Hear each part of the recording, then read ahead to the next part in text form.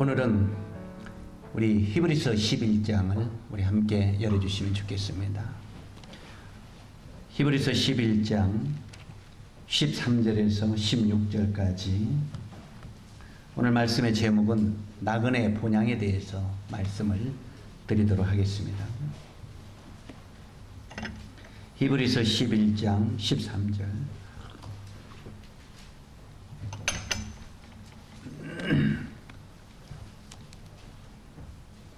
13절에서 16절까지 짤막한 내용이기 때문에 우리 같이 읽도록 하겠습니다. 시작. 이 사람들은 다 믿음을 따라 죽었으며 약속을 받지 못하였으되 그것들을 멀리서 보고 환영하며 또 땅에서는 외국인과 나그네임을 증언하였으니 그들이 이같이 말하는 것은 자기들이 본향을 찾는 자임을 나타냄이니라. 그들이 나온 바 본향을 생각하였더라면 돌아갈 기회가 있었으려니와 그들이 이제는 더 나은 본향을 사모하니 곧 하늘에 있는 것이라. 이러므로 하나님이 그들의 하나님이라 일컬음을 받으심을 부끄러워 아니하시고 그들을 위하여 한 성을 예비하셨느니라. 예. 우리 사람이 굉장히 기억을 잘하는 것 같지만 우리 사람은 본능적으로 망각의 동물입니다. 이 망각의 동물이라는 말은 금방 들어도 잃어버린다는 것입니다. 때때로는 노인들에게 질문을 하죠. 이제 메시지를 듣고 끝나고 나서 오늘 무슨 메시지를 들었습니까? 하면 잘 모르겠는데 나가면서 잊어버리죠.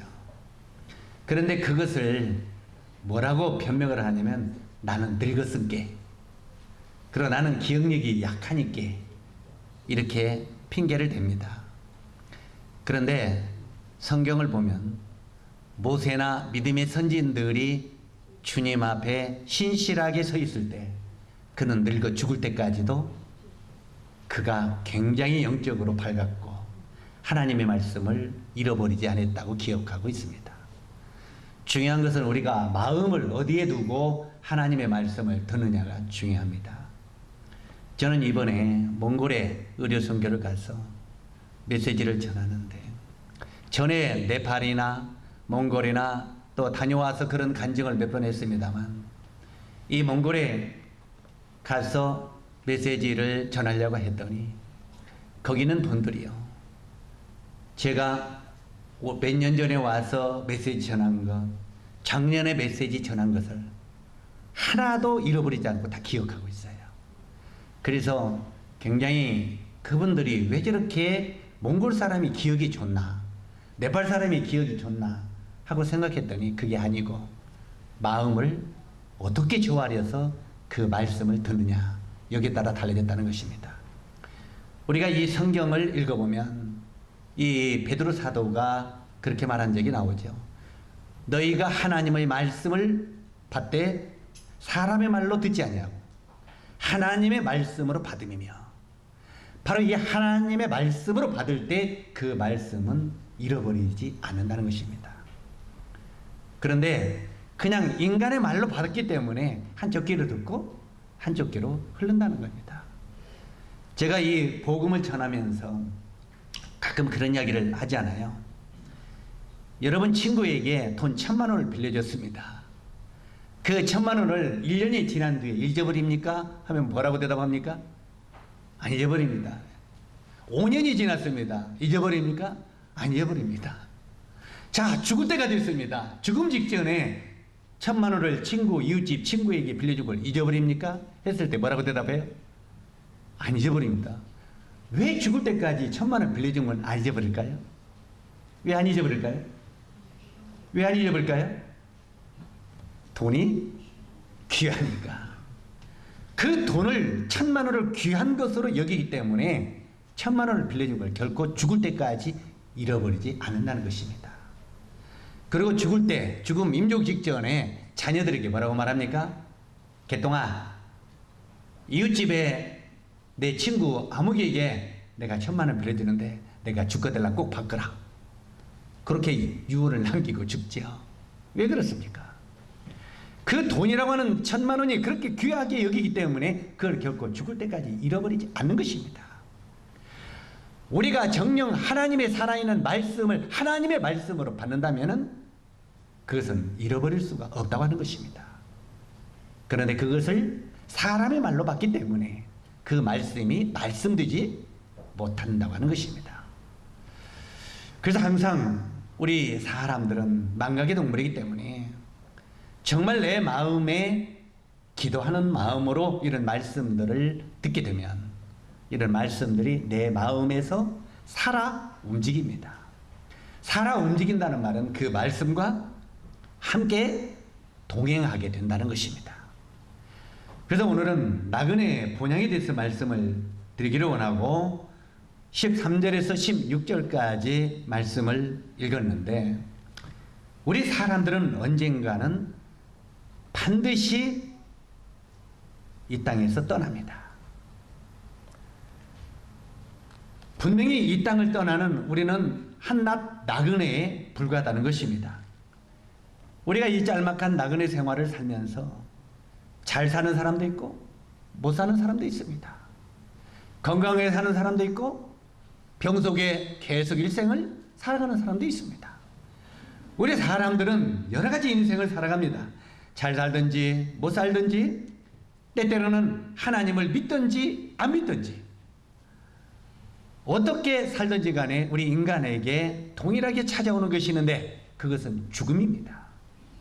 이 죽음이라고 하는 관문은 사람들에게 다 똑같이 찾아옵니다. 이건 공평해요.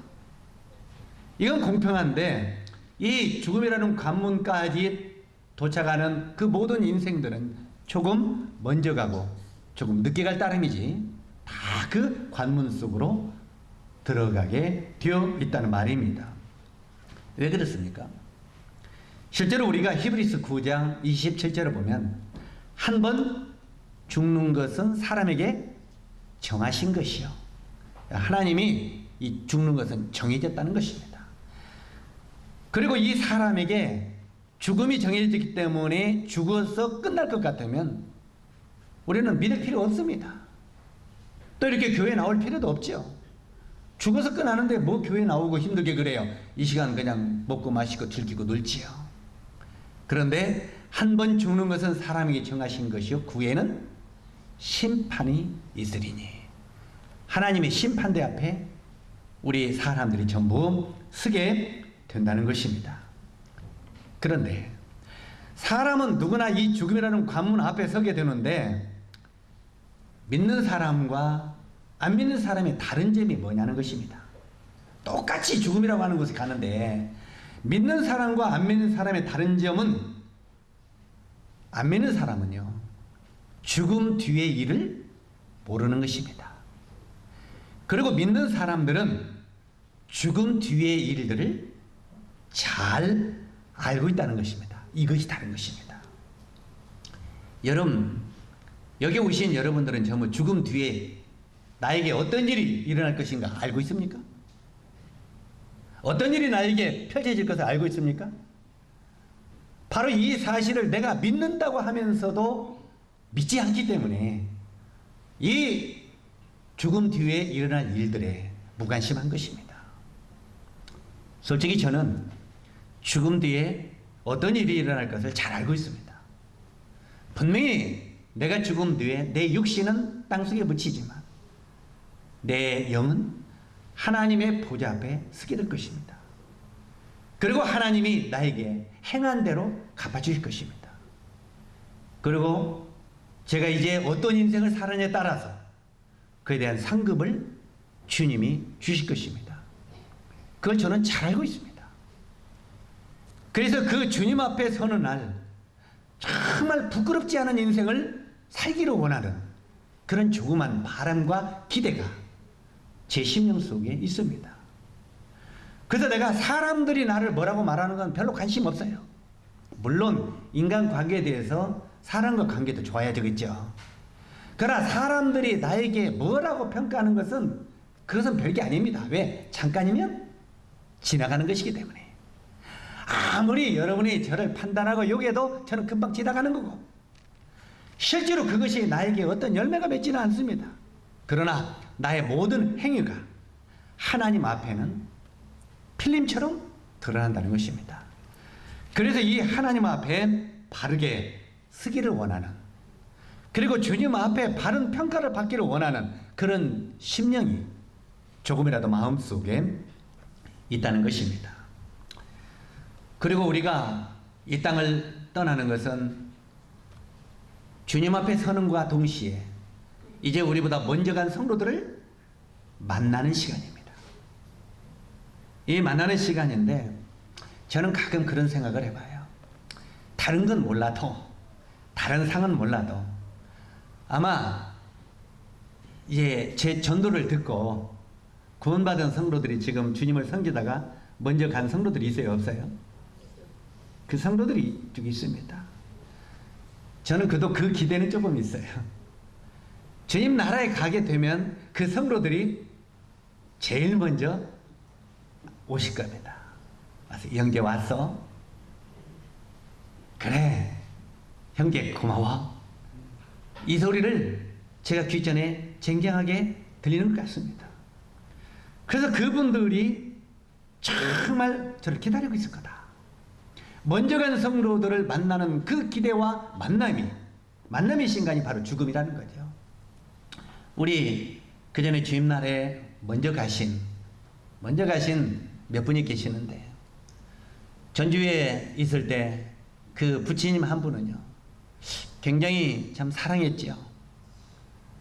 그분이 이제 학교 교사 생활을 하시다가 나중에 교감하시고, 그분이 서무과에 계셨나?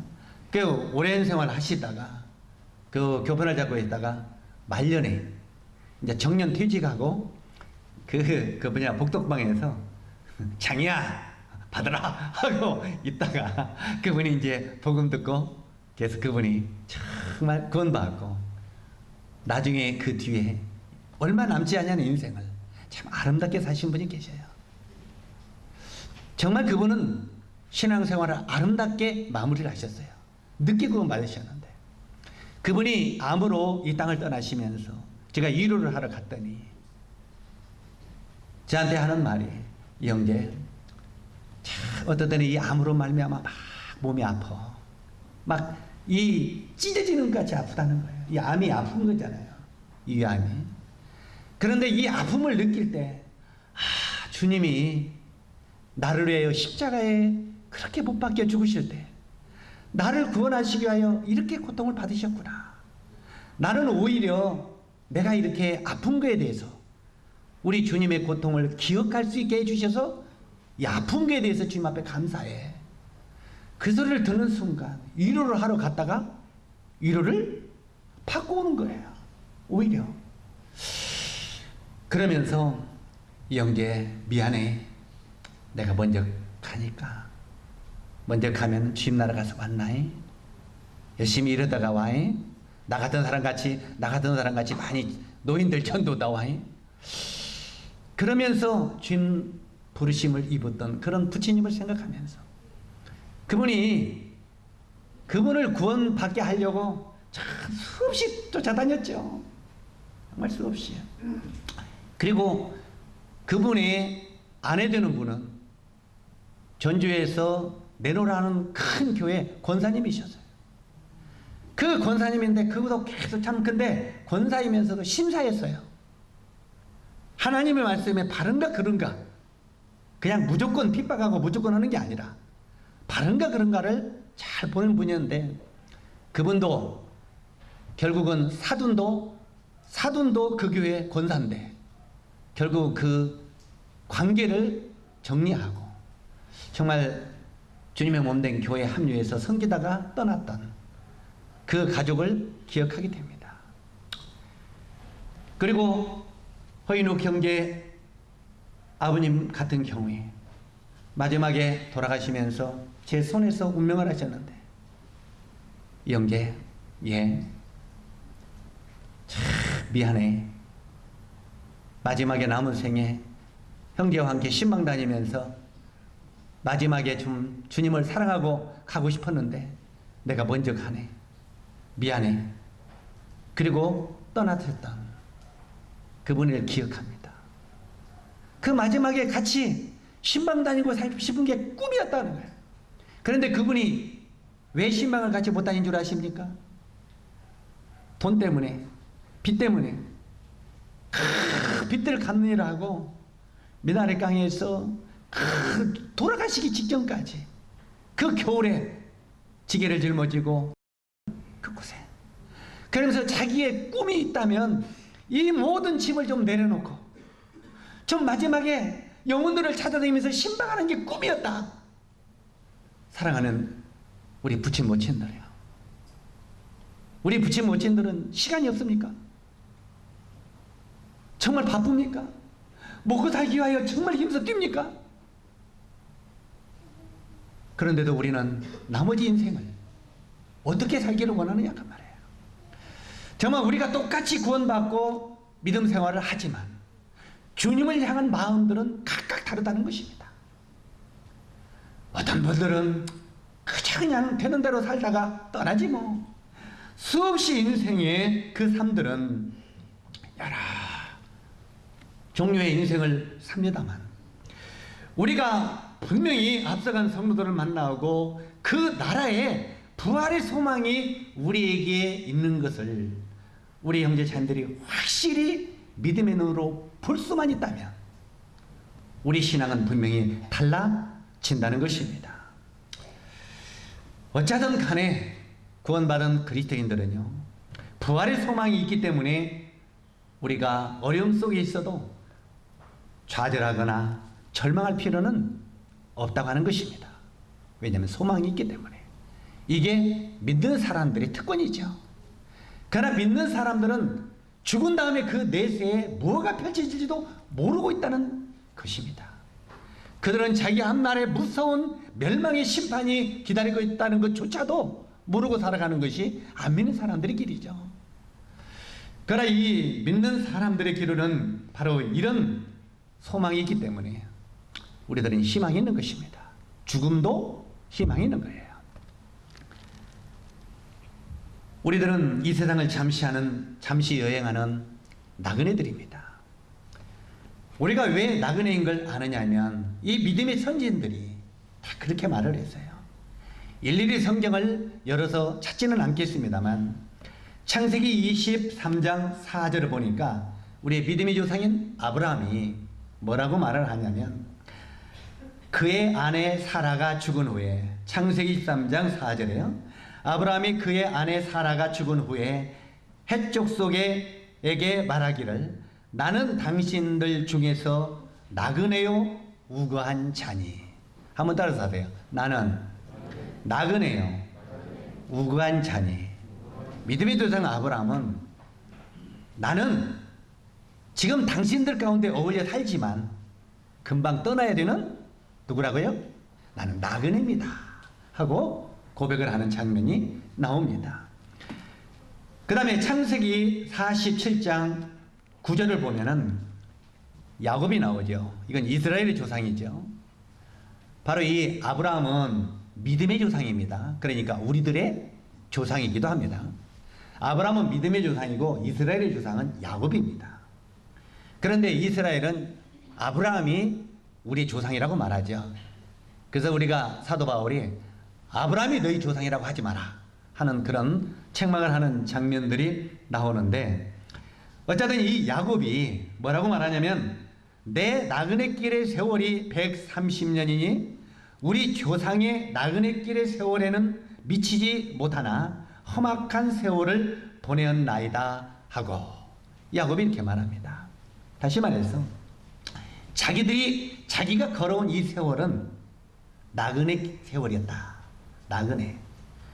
그리고 나의 조상들의 나그네 세월에는 내가 미치지 못하지만 내가 험난한 험악한 세월을 보냈다. 이렇게 고백하는 것을 보게 됩니다.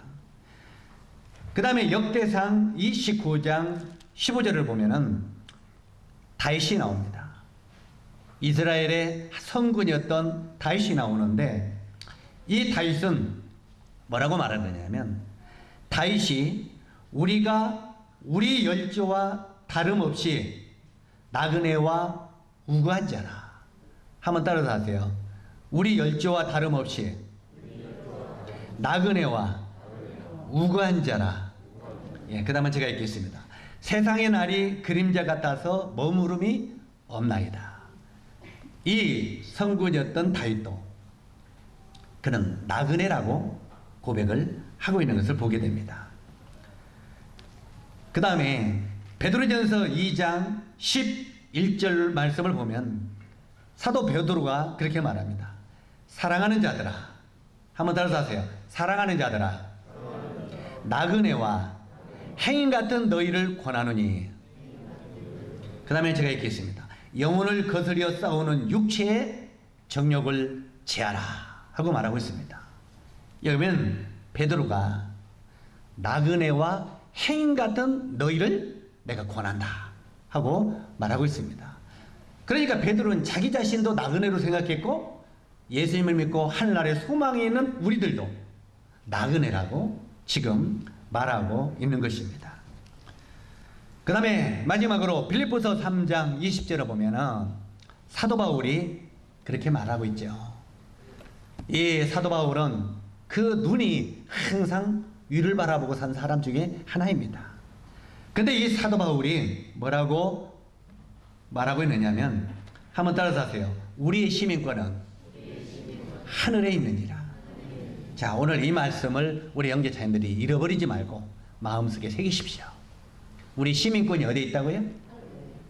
내 주민등록증은 대한민국에 있죠. 나의 시민권은 대한민국입니까?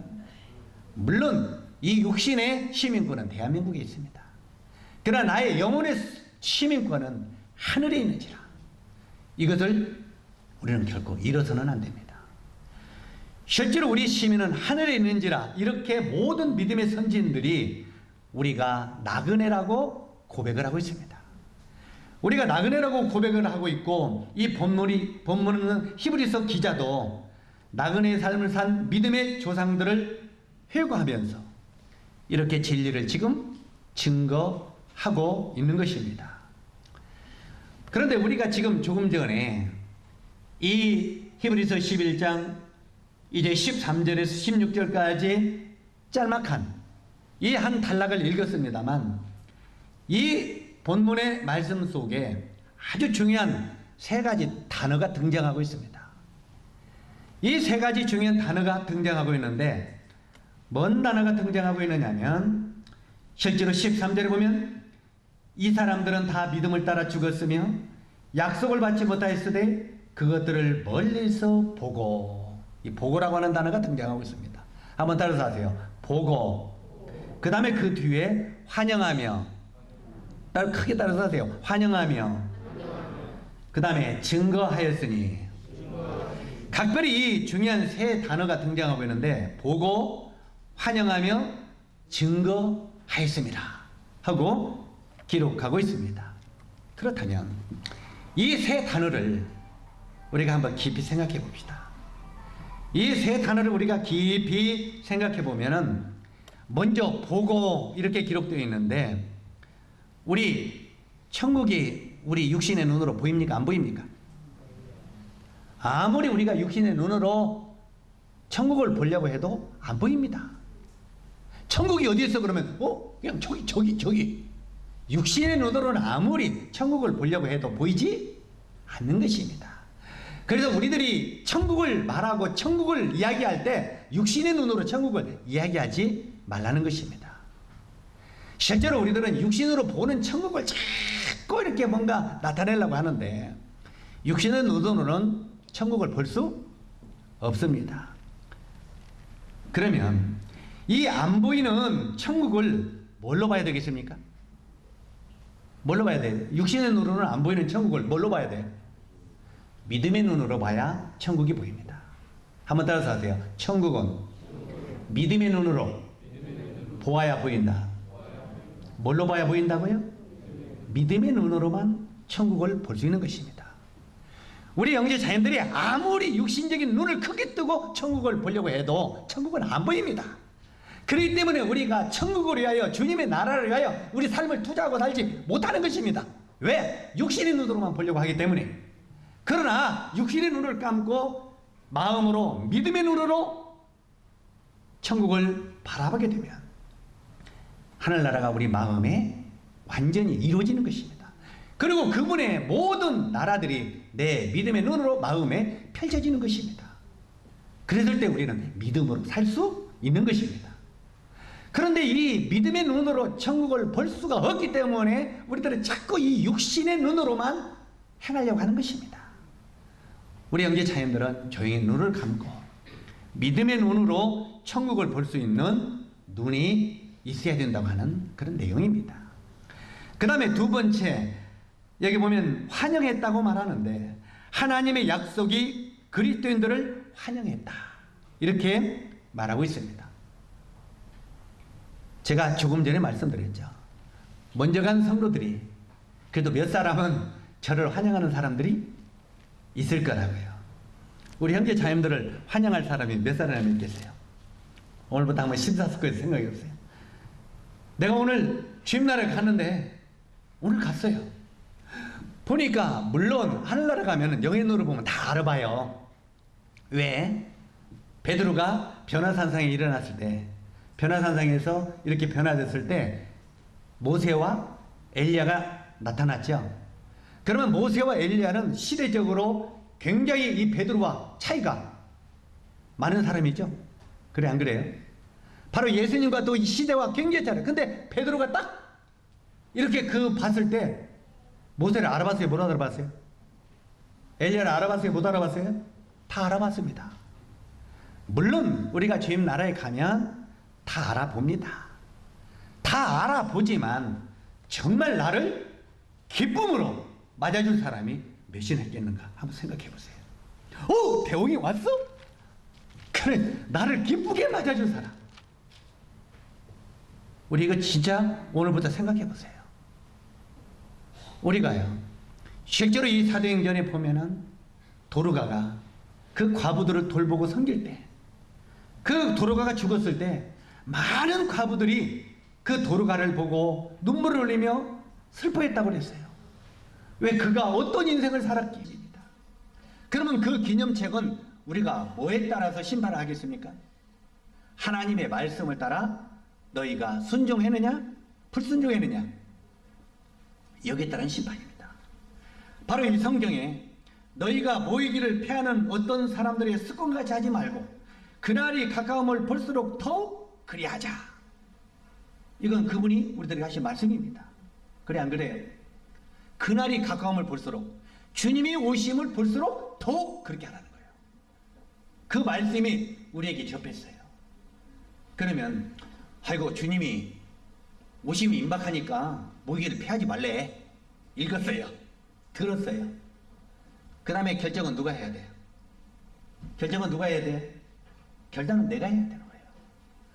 내가 모이기를 패하든지 안 패하든지 그건 내가 결정하는 거예요. 하나님이 해주기시게 하는 게 아니에요. 하나님은 패하지 말라고 벌써 명령을 했어요. 이제 패하든지 안 패하든지 하는 것은 내 결단이라는 거예요. 제 결단. 저는 우리 정읍에서 오는 형제 자매들에게 오늘 부담되는 이야기를 좀 하려고 합니다. 이제 오신 지 얼마 돼서 제가 조심스럽게 안 했습니다만 성도로 살 겁니다. 우리 군산서 오는 길이나 정읍서 오는 길이나 거의 시간 같아요, 안 같아요? 같죠? 저 하서에서 오는 길이나 거의 같아요. 거의 여기 오는 시간들, 거리들이 거의 같아요. 그런데 우리들은 은연중에 우리 마음속에 우리는 멀으니까 이런 게 있어요. 멀으니까. 이것은요, 실제로 믿음의 눈으로 볼 때는 멀은 게 아니에요. 요즘에는 차라고 하는 운행 수단이 있어요, 없어요? 제가 이 수양관을요, 수양관은 정읍에서도 20분을 더 올라가야 돼요. 날마다 5년 동안 출퇴근을 했어요. 빠짐없이. 그 수양관을 지을 때 계속 출퇴근을 하루에 했어요. 출퇴근을. 그래도 그게 멀다고 느껴본 적이 한 번도 없어요. 왜 그러겠어요? 제 마음이 거기에 있기 때문에 그래요. 이해 가십니까? 중요한 건 거리가 문제가 되는 게 아니에요. 때때로 우리 형제자매들이요, 나는 모르니까, 이건 핑계라고 하는 걸 기억하십시오. 하나님 앞에서는 그런 아무리 이런 변명이 우리 상급을 주실 때는 하나도 통하는 게 없다는 것입니다. 하나님은 네가 내 말에 순종했느냐 안 했느냐 그냥 이거 물어보는 거예요. 실제로 이 마음이 주님 앞에 있고 모임에 있으면 이것은 자연스럽게 오게 되어 있다 그 말이에요. 멀고 가까운 것은 문제가 안 돼요. 이런 세상적인 이야기도 있어요. 가까운 사람이 항상 지가 간다. 그래 안 그래요? 바로 여기서 제일 가까운 사람이 항상 제일 꽁치로 와. 제일 먼 사람이 제일 일찍 와. 왜 그렇습니까? 가까운 사람은 난 걸어서 조금만 가니까 하고 늘 빼는 거예요. 좀 가까운 분이 일찍 와서 청소도 하고 준비도 해놓고 하면 얼마나 좋겠어요. 응? 물도 좀 떠놓고 그냥 여기저기 혹시 성도들이 와서 물을 떠먹는데 물이 빠지지는 않았나, 어디가 뭐 쓰레기통에 뭐가 차지는 않았느냐, 미리 와서 좀 둘러보면 안 좋아요? 나는 조금 늦게 가도 빨리 갈 수 있으니까 하고 꽁치러 와. 이것은 겨우 그것은 모였다고 모인 것이 아닙니다. 실제로 우리가 주님 앞에 모이기를 피하는 어떤 습관까지 하지 말라고 하는 말은 모임을 통해서 다른 사람에게 유익을 끼치는 그런 시간이더라는 것입니다. 여기 어찌하든 간에 이런 믿음이 없으면 결코 그 일을 행할 수가 없다는 말입니다. 사도 바울은 우리들에게 분명히 말합니다. 우리의 시민권은 하늘에 있는지라. 다시 한번 따라서 하세요. 우리의 시민권은 하늘에 있는지라. 그래서 이 신앙이란 말씀에 근거한 체험이며 결단이라고 했는데, 실제로 이 말씀에 순종하다 보면 체험이 옵니다. 우리가요, 말씀을 순종하지 아니하면서 체험을 기대하지 마십시오. 하나님의 말씀에 내 생명을 팍 올려놓고 순종하면 그 다음에 기적의 체험이 오게 되어 있습니다. 제가 그 전에 복음을 전하면서 그런 예를 하나 드린 적이 있죠. 아마 그 예를 기억하는지 모르겠습니다. 제가 이 50견 이제 50견이 지나서 60이 픽 넘어가니까 이제 그건 없어졌습니다만, 이 50견이 와가지고 제가 얼마나 힘들었습니까? 아침에 일어나면 침상에서 기었습니다. 애리어서. 그래가지고 이 화장실에 기어서 가서 뜨거운 물로 샤워하면서 그 물로 구워야 돼. 여기를. 뜨거운 물로 구우면은 그 통증이 좀 사라져요. 그럼 아침에 다시 통증, 그 약을 바르고 그러면서 겨우 좀 풀어지고.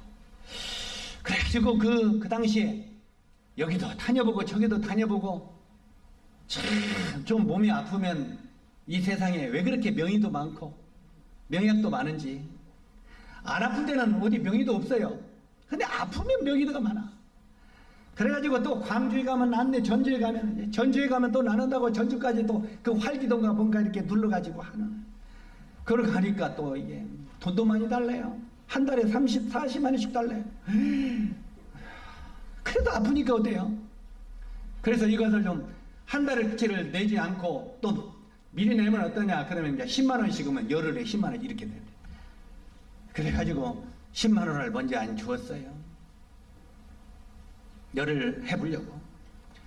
하루 다니고 이틀째 다니니까 이틀 갔다 오는데 참 마음속에 부끄럽더라고요. 내가 이 강단에서 믿음으로 하나님께 의지하라고 가르치는 내가 어찌 내가 내 이 육체의 아픔을 그 하나님도 알지 못하는 이방인들에게 이 몸을 맡기고 있을까? 부끄럽더라고요. 부끄러움이 오니까 마음에 눈물이 나더라고요. 그래서 오면서 차에서 울었어요. 차를 한쪽에서 세워놓고 울었어요. 하나님, 부끄럽습니다. 나의 오장육부를 창조하신 하나님이시고 나의 모든 걸 만드신 하나님이라고 내가 간증하는 내가, 또 가르치는 내가, 내 몸에 이 아픈 것을 우리 주님이 알 텐데 제 이 모습이 얼마나 처량하고 한심합니까? 주님 죄송합니다. 제가 주님을 의리하지 못한 걸 죄송합니다. 그러면서 거기서 정말 차에서 눈물을 흘리며 기도했어요. 주님 저를 도와주십시오. 그러더니 주님이 마음속에 네가 나를 믿느냐? 내가 너를 창조하신 하나님으로 믿느냐? 믿지요. 그러면 내가 오장육부를 주장하시는 하나님을 걸 내가 믿느냐? 믿지요. 말로는 막둥이같이 믿는다고 잘했죠. 네가 정말 나를 믿으면 내가 너를 도와줄 테니 너도 나선 줄로 또 믿으라. 여기 에리고 아파 죽었는데 나선 줄로 믿으래요. 이제 거기서 제가 갈등이 왔어요. 나선 줄로 믿으라. 나선 줄로 믿으라. 나선 줄로 믿으라. 그러면서 성경에 말씀들이 파노라마처럼 떠오르는 거예요. 소경들, 안진뱅이들, 여러 사람들이 주님 앞에 왔죠. 그 안진뱅이가 누워가지고 일어나지도 못하는, 이건 안진뱅이도 아니고 그냥 중풍병자들. 그런데 예수님이 일어나지, 이 침상을 들고 걸어가라. 누워서 일어나지도 못하는 중풍병자에게 일어나, 침상을 들고 걸어가라 그래. 자리를 들고.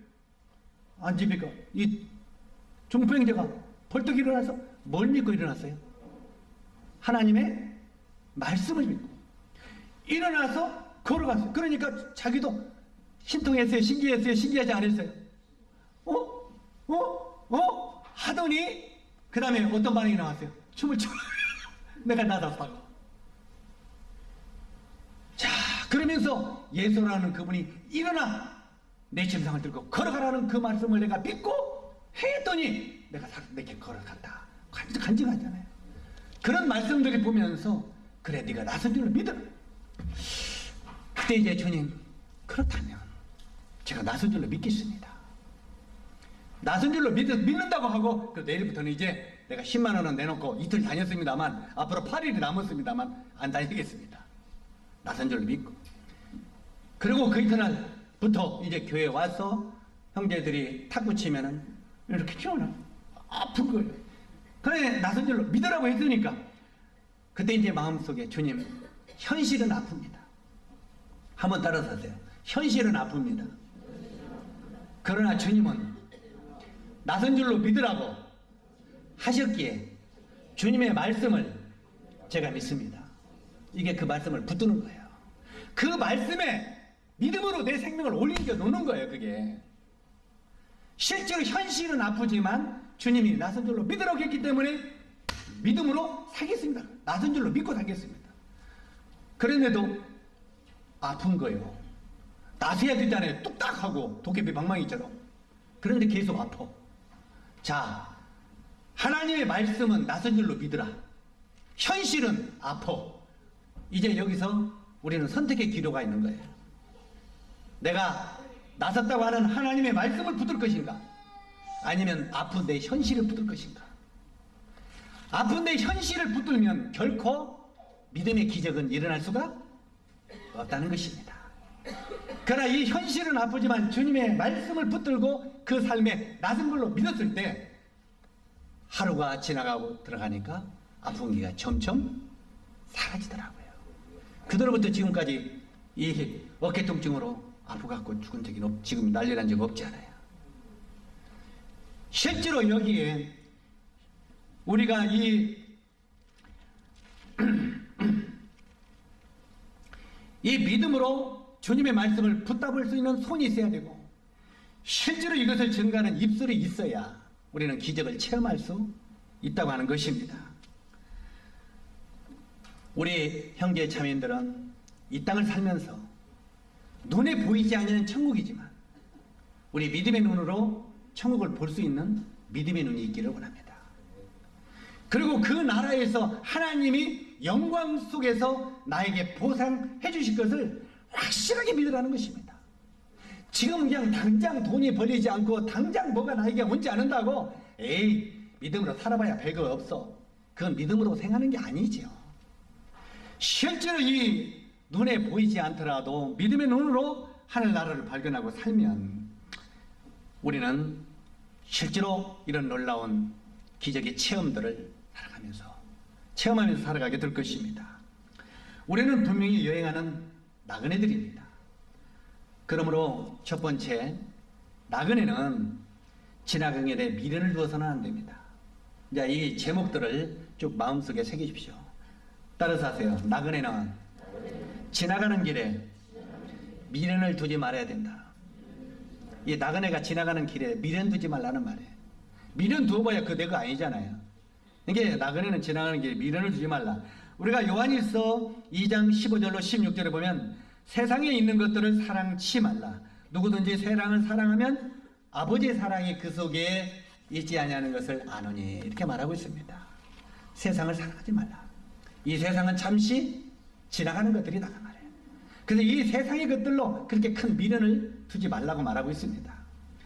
성도라는 나그네가 세상에 미련이 많으면요, 발을 옮길 수가 없습니다.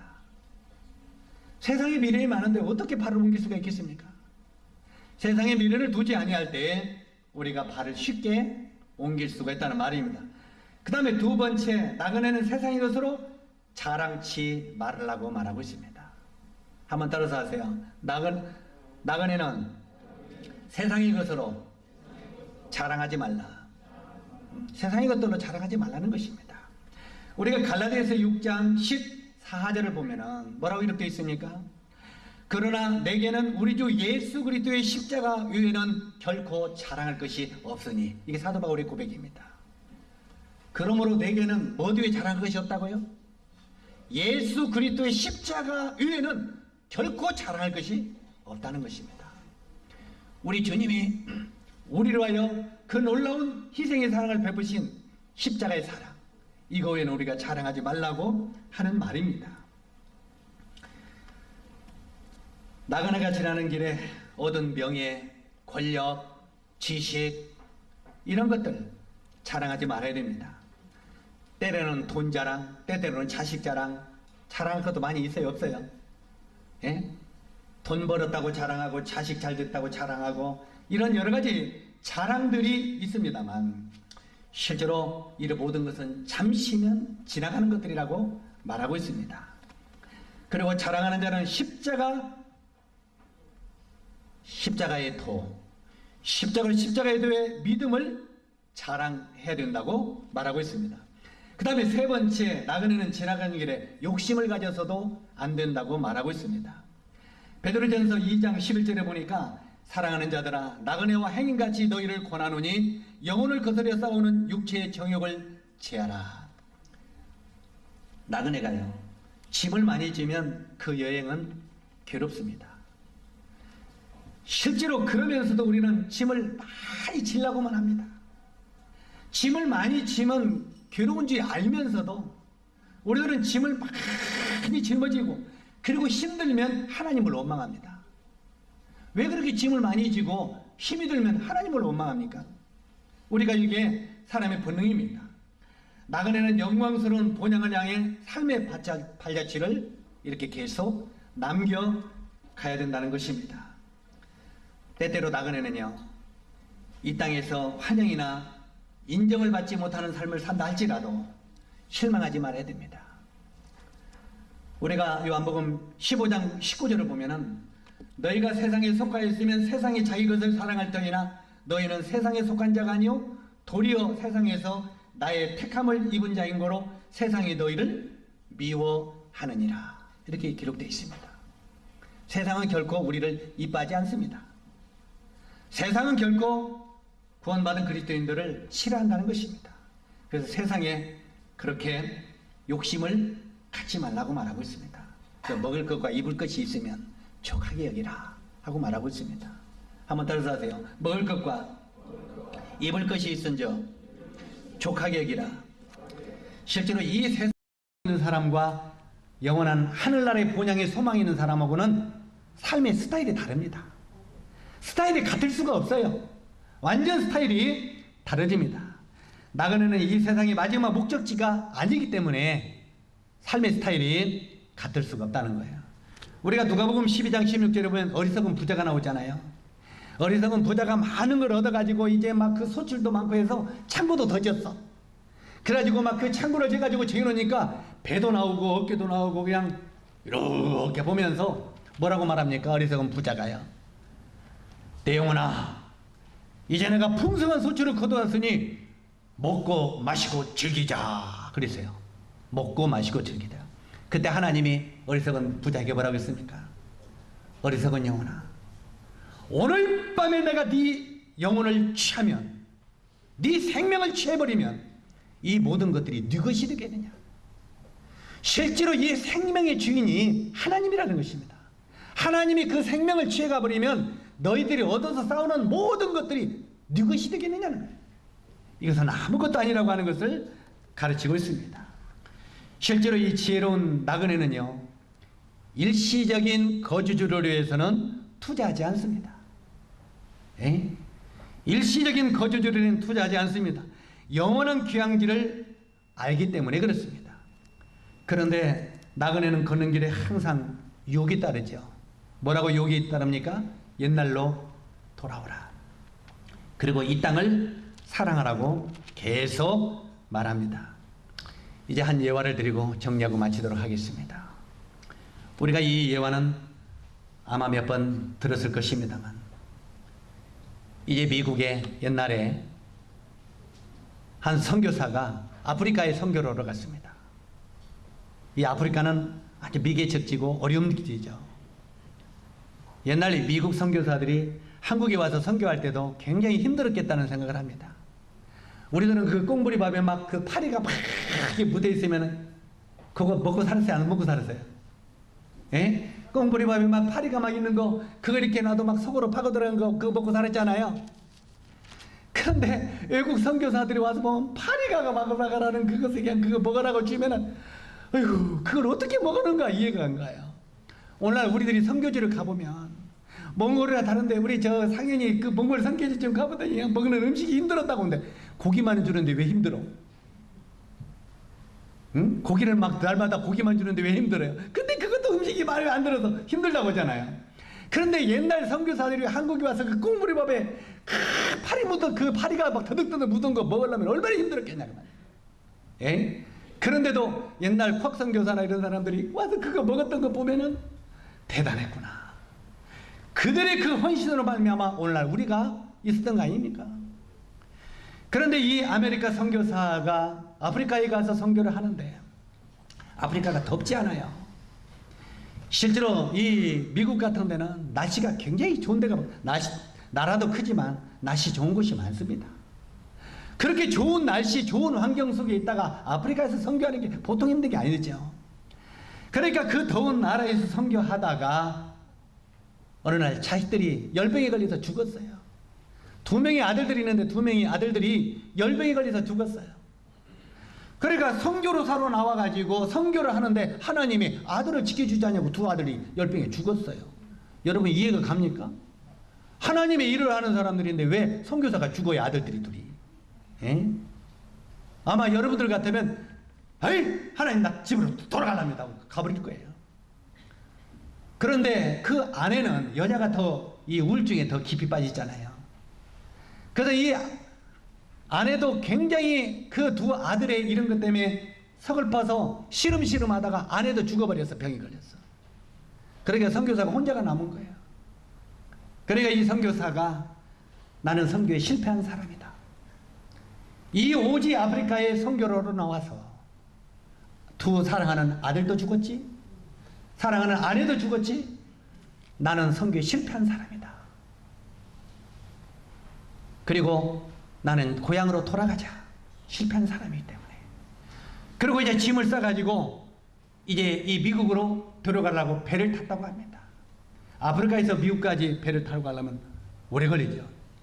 그런데 그 배에 미국의 대통령이 아프리카에 휴가차 왔다가 그 배를 타고 떠나가는 그 배에 함께 타게 됐습니다. 이 대통령이 배에 탔으니 우리 상상만 해도 어떻겠습니까? 경원이고 막 웅장웅장 하겠죠. 그런데 이제 이 배가 미국의 샌프란시스코 항에 도착을 했어요. 샌프란시스코 항에 도착을 하니까 배에서부터 쫙 육지까지 이렇게 딱 이 배가 딱 길을 내잖아요. 길을 내는데 거기에 양탄자, 빨간 양탄자가 쫙 깔리더랍니다. 양탄자가 깔리더니 대통령이 크게 수행도로 함께 그 양탄자를 짚고 나가니까 저쪽 바깥에서 촉포가 터지는 거예요. 우리 대통령이 돌아온다고. 빵빵 하면서 축포가 터져요. 선교사가 배에서 이렇게 그 대통령의 모습을 쳐다보면서 마음에 우울한 생각이 듭니다. 대통령은 휴가차 왔다가 휴가를 즐기고 고향으로 돌아가는데도 저런 환영을 받는데 나는 뭐냐? 정말 나는 뭐냐? 나는 그 아프리카에 하나님의 복음을 위해서 선교를 하러 갔다가 사랑하는 자식도 잃고 아내도 잃고 나는 패배자로 돌아오는 자기 모습을 볼 때 처량하고 한심하다랍니다. 그러면서 이 대통령이 다 빠져나가고 나서 마지막에 뒤에 터덜터덜 그 배에서 내렸답니다. 그러면서 나는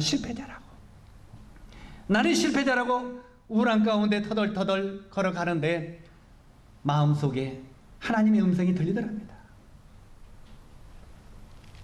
사랑하는 아들아, 네 고향은 어디냐? 한번 따라서 하세요. 사랑하는 아들아, 내 고향은 어디냐? 그때 이 선교사 마음이 깜짝 놀랐어요. 네 고향이 어디냐? 그러면서 바로 이 말씀이 떠오더랍니다. 우리의 시민권은 하늘에 있는지라. 이놈아, 지금 저 대통령의 고향은 이 땅 아니냐? 이 대통령의 고향은 이 땅이기 때문에 대통령이 지금 자기 고향에 왔을 때 빰빠레가 울리고 많은 사람이 환영하지 않느냐? 너의 고향은 어디냐? 그 말이야. 우리 시민권은 하늘에 있는지라. 이 선교사가 그때 눈을 들어 믿음의 눈으로 하늘이 열리더랍니다. 믿음의 눈으로 보니까 하늘이 열렸다는 말이에요. 하늘이 열리니까 천군 천사가 자기를 기다리려고 빰빠레를 가지고 천사장의 나팔 소리와 함께 빰빠레를 가지고 줄을 서 있는 것이 보이더랍니다. 그러더니 자기 아내, 자기 자녀들도 그 옆에 줄을 서 있더랍니다. 아빠 있다고 와서 만나자고. 그 믿음의 눈으로 그것을 보는 순간, 그렇다, 나의 시민권은 하늘이 있지 하면서 다시 발을 그 배로 되돌아 타고 아프리카로 되돌아갔답니다. 아프리카로 되돌아가서 남은 생애를 주와 복음을 위하여 살다가 주님의 부르심을 입었다는 것입니다. 그 선교사가 나중에 그 영이 하나님의 나라에 입성했을 때 천군 천사가 나팔소리와 함께 빰빠레로 그를 환영했겠어요? 안 했겠어요? 그를 환영했을 것입니다. 천군 천사가. 먼저 간 믿음의 선진들도 줄을 서서 그를 환영했을 것입니다. 너는 나를 위해서 너의 사랑하는 아내, 너의 자녀, 네 모든 것을 버렸다. 이제 내가 너에게 갚아주겠다 하고 그를 영접하지 않았겠습니까? 여기에 이 선교사의 믿음을 보면서 사랑하는 우리 형제 자매님들이요, 여러분의 시민권은, 여러분의 본향은 과연 어디에 있습니까? 여러분의 본향은 어디입니까? 이 땅입니까? 하늘나라입니까? 오늘 여러분 마음속에 깊이 생각하십시오. 그리고 결단하십시오. 나의 시민권이 과연 땅에 있는지 하늘에 있는지 오늘 깊이 믿음의 눈으로 바라보기 바랍니다. 이 선교사처럼 육신의 눈으로 바라보면 우리는 실패한 사람들입니다. 그러나 영의 눈으로 보면 성공한 사람들인 것을 알 수 있습니다. 이 세상은 잠시 지나가는 분명히 나그네입니다. 나그네 인생길, 나그네로 사시기 바랍니다. 그리고 항상 우리 마음속에 우리의 시민권은 하늘에 있는지라, 이 말씀이 우리 형제자매들의 마음속에 살아서 움직이게 되기를 주님의 이름으로 기원합니다. 한번 깊이 따라서 읽어주십시오. 우리의 시민권은 하늘에 있는지라. 이것이 이 본문의 도전입니다. 오늘 우리의 본향은 하늘에 있다고 하는 이 하나님의 말씀을 마음속에 깊이 새기고 승리의 삶을 사는 형제자매님들 되기를 주님의 이름으로 기원합니다. 기도하겠습니다.